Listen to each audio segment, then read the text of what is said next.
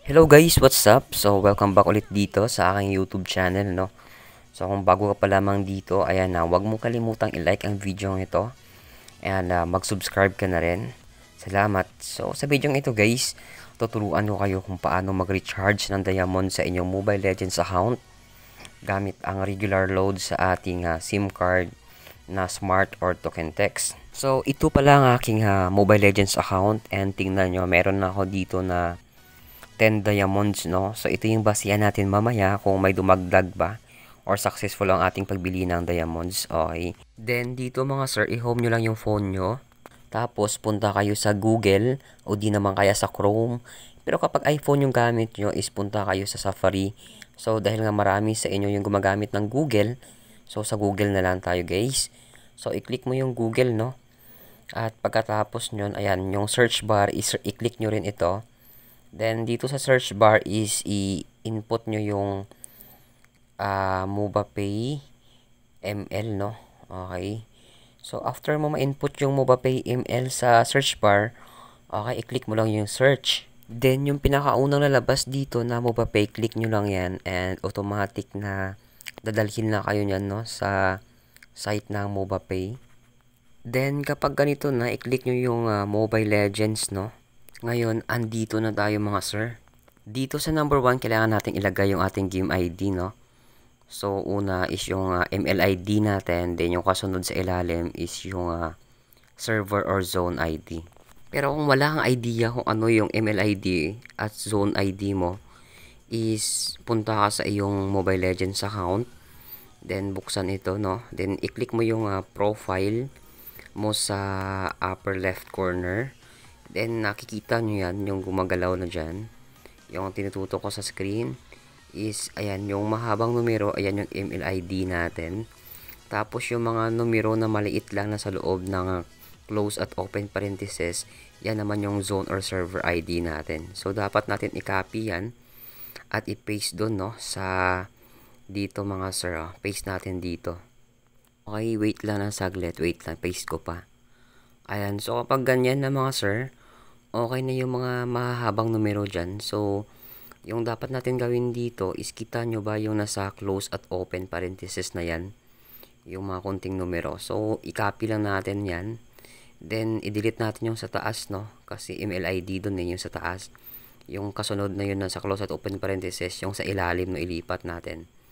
So, after nyan mga sir, is click mo yung verify player. So, ayan, automatic lalabas yung pangalan ng account mo dyan sa Mobile Legends. So, yung pangalan ng account ko is Kudingo, no? So, tama naman mga sir.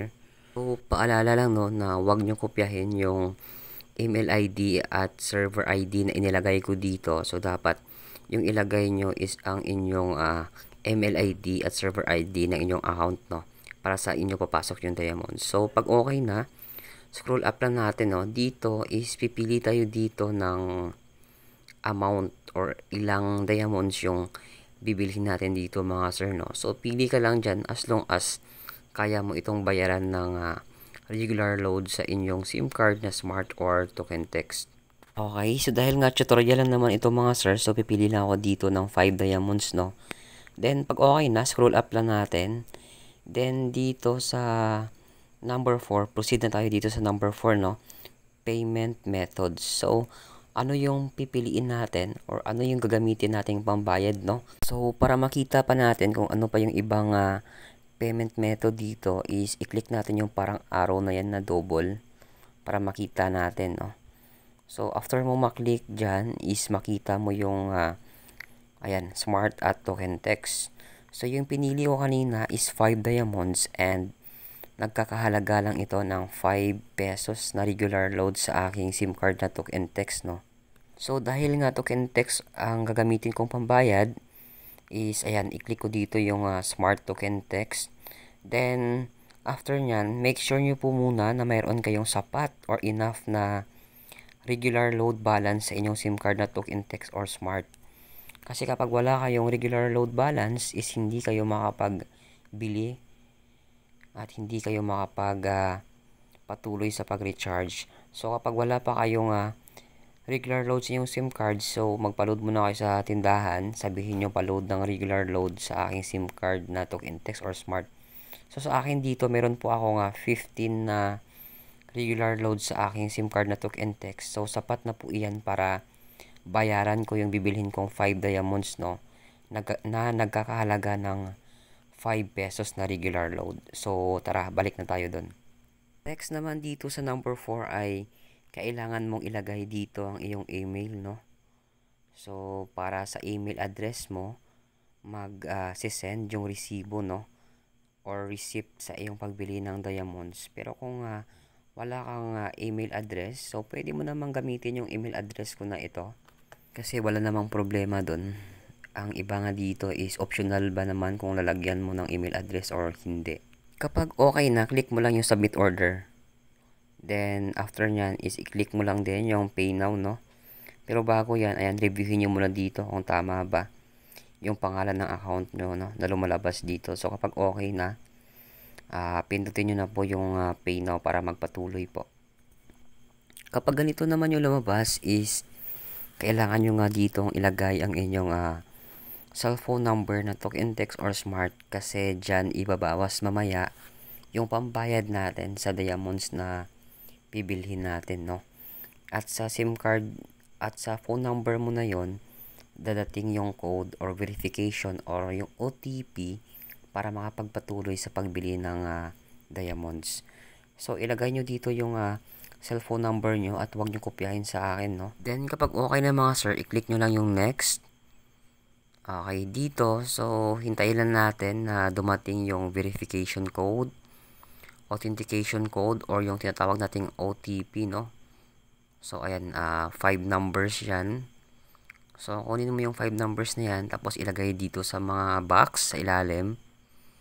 So mahalagang ilagay mo talaga yung cellphone number mo, no? Para sa iyo rin mismo darating yung OTP na mga ito. So kunin mo na mga sir, ilagay natin dito sa box na to. So after malagay, automatic yan na babawas or magiging successful yung pagbili natin ng tawag dito ng diamonds. So ayan na yung text message na successful na daw yung pagbili ko ng 5 diamonds at nagbawas na yung regular load na 5 pesos sa aking SIM card. So ayan, okay na. So para masigurado natin na pumasok na talaga yung diamond sa ating Mobile Legends account, yung gawin mo is i-restart mo lahat, no?